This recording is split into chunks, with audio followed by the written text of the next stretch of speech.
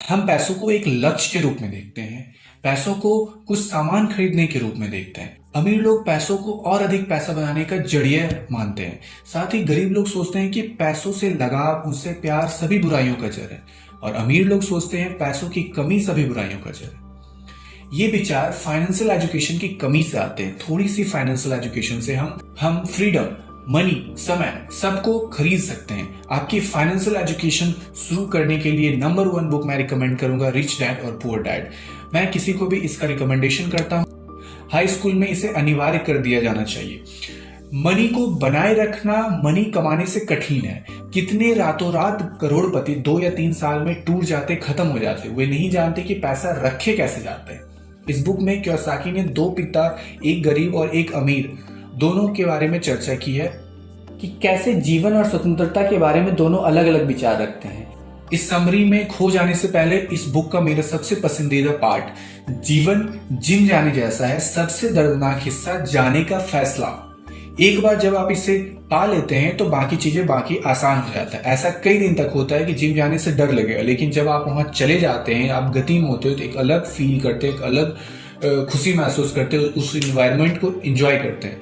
Robert Kiyosaki जी कहते हैं कि यह महत्वपूर्ण नहीं कि आप कितना पैसा कमाते हैं, आप कितने समय तक जीवित रह सकते हैं अगर आज आप काम करना बंद कर दे। ये एक महत्वपूर्ण सवाल है जो अधिकतर लोग अपने आप से नहीं पूछते हैं, लेकिन मैं आपसे पूछ रहा हूं, क्या आपने कभी हिसाब लगाया है अगर आप आज काम करना बंद कर दो तो कितनी पैसा है कि जिंदगी को जीने में मदद करेगी आगे।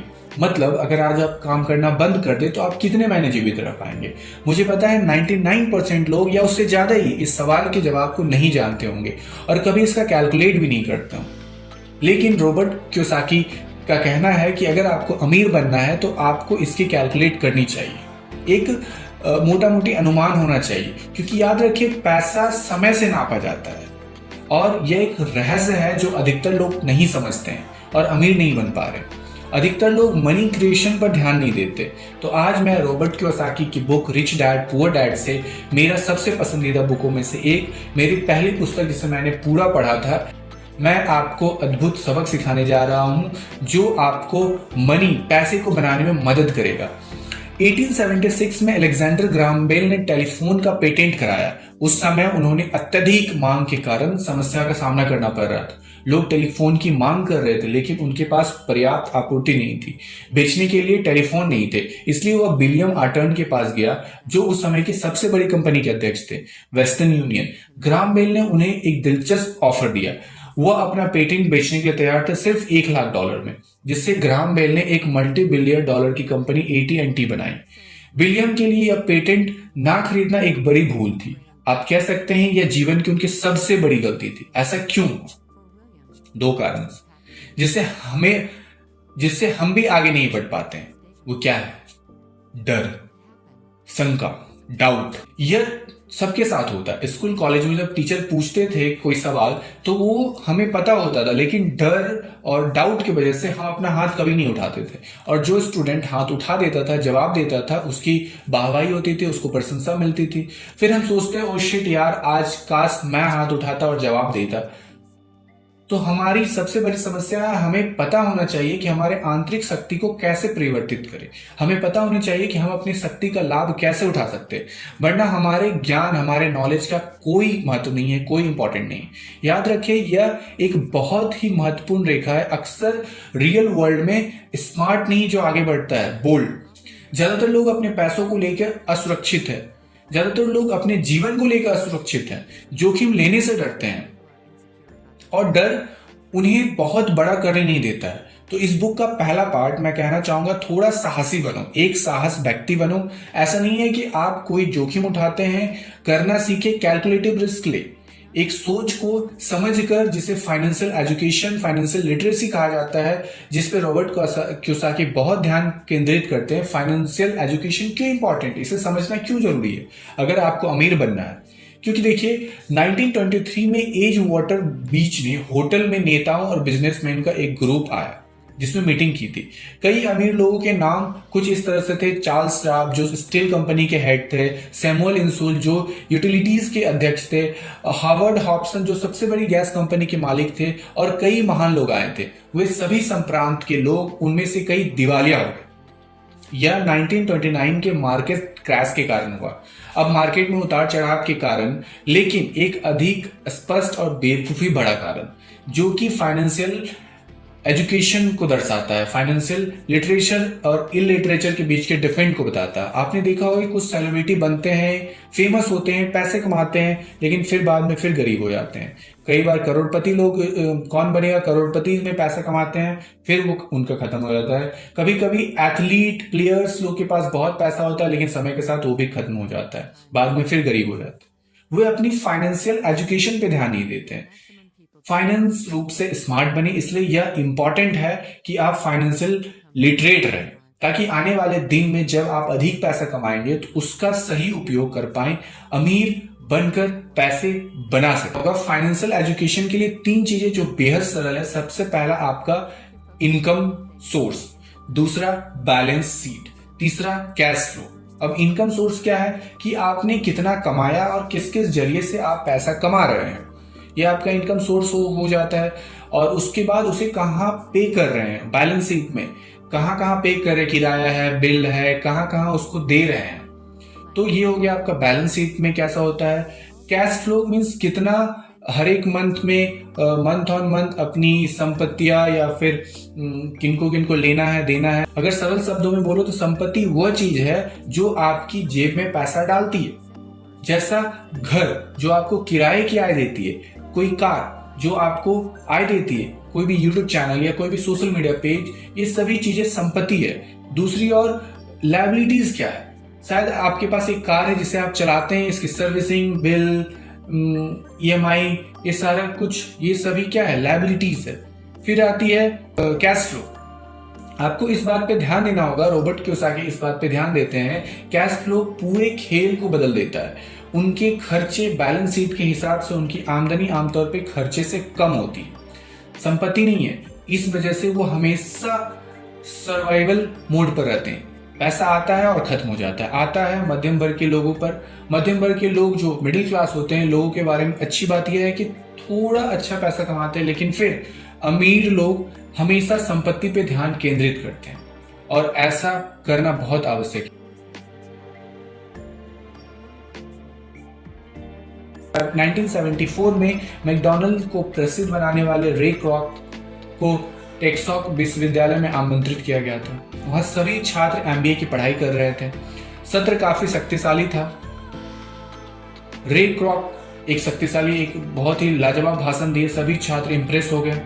उनके बाद जब खत्म हुआ तो रे क्रॉक छात्रों से बात कर रहे थे, हैंग आउट कर रहे थे, तो रे क्रॉक ने छात्रों से लापरवाही से पूछा कि आप क्या करते हैं, सोचो मैं किस तरह का व्यवसाय, किस तरह का बिजनेस कर रहा हूँ। सभी छात्रों ने बोला कि रे क्रॉक आप क्या मजाक कर रहे हैं, वह हंसने लगे। फिर उन्होंने फिर पूछा तुम्हें क्या लगता है मैं किस तरह का बिजनेस कर रहा हूँ। फिर एक छात्र ने कहा कि कोई बेवकूफ होगा जो ये नहीं बता पाएगा कि आप बर्गर बेचने के बिजनेस में हो, फ्रेंचाइज बिजनेस में हो।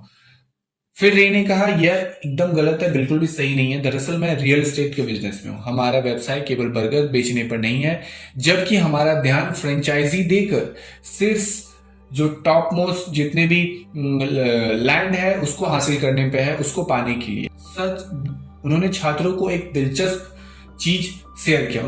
हमने दुनिया के पॉश क्षेत्रों में कैथोलिक चर्चों से अधिक भूमि का अधिग्रहण किया, अधिक जमीन उनके पास है। रॉबर्ट कियोसाकी कहते हैं कि यह जानने के बाद मेरे मित्र जो इस चीज में शामिल हुए थे वे लाइव थे।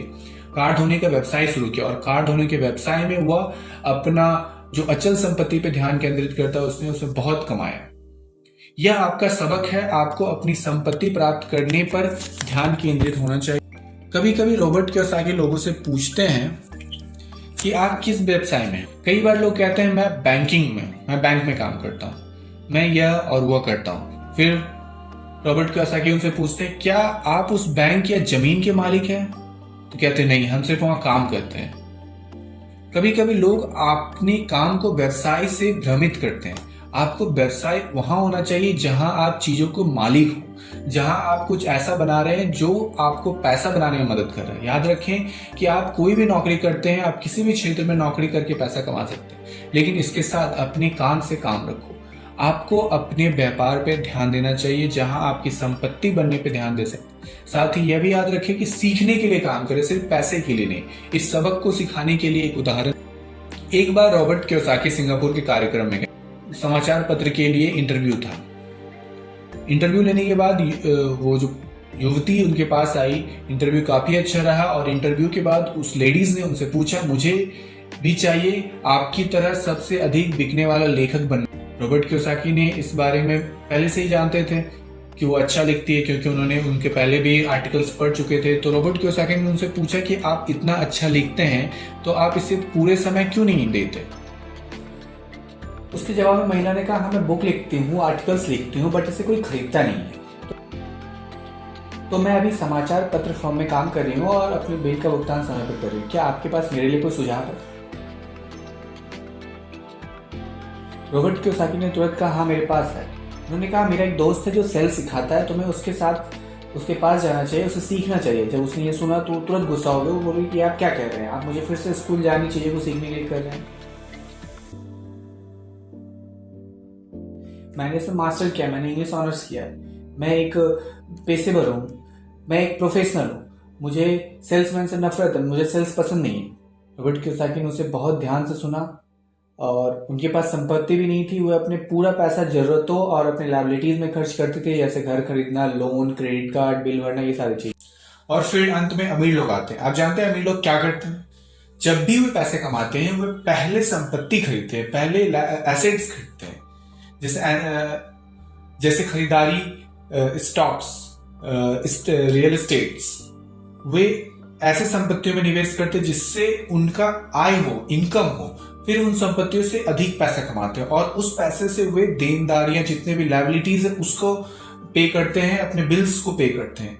सभी ये बातें यहाँ रॉबर्ट कियोसाकी एक कॉन्सेप्ट बताते हैं जिसका नाम है पहले खुद को पे करें। यह रिचेस्ट मैन इन बेबीलोन में भी बताया जा चुका है। बिजनेस वह चीज आपको अमीर बनाने में मदद करेगी।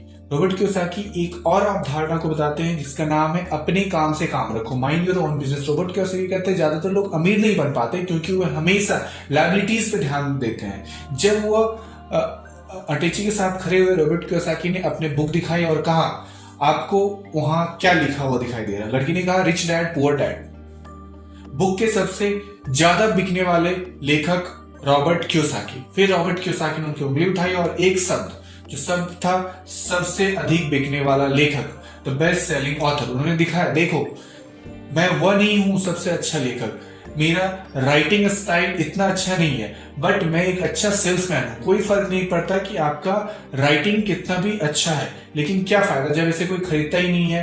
तो सेल्स बहुत इंपॉर्टेंट है और वही बात रॉबर्ट कियोसाकी कई लोगों को समझाते हैं। कई बार हम पैसा पर इतना ज्यादा कंसंट्रेट करते हैं कि हम सीखने पे ध्यान नहीं देते।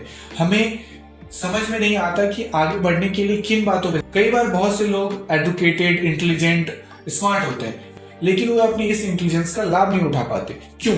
क्योंकि उनका सारा ध्यान पैसा बनाने पर रहता, सीखने पे नहीं। वो बिक्री जैसे इंपॉर्टेंट स्किल को नजरअंदाज कर देते हैं। ये कुछ बातें थी जो मैंने rich dad and poor dad से सीखी और आपके साथ शेयर किया। इस बुक में ऐसे बहुत सी चीजें जो आपको सीखनी चाहिए अगर आप अमीर बनना चाहते हैं, संपत्ति बढ़ाना चाहते हैं। जो लेखक ने इसे विस्तार में बताया है, जिसके लिए आपको यह बुक पढ़नी चाहिए। लेकिन कई लोग बुक नहीं पढ़ पाते हैं, खरीद तो लेते हैं पर जीवन भर पड़ा हुआ रहता है, पढ़ नहीं पाते हैं। तो हमने इस बुक का वीडियो बुक बनाया है जिसे आप सुन सकते हैं और रॉबर्ट कियोसाकी जो सिखा रहे हैं उसे सीख सकते हैं। और अगर ये सभी बातें आगे और सीखते रहना चाहते हैं तो इस चैनल को सब्सक्राइब करें और बेल आइकन को दबाएं।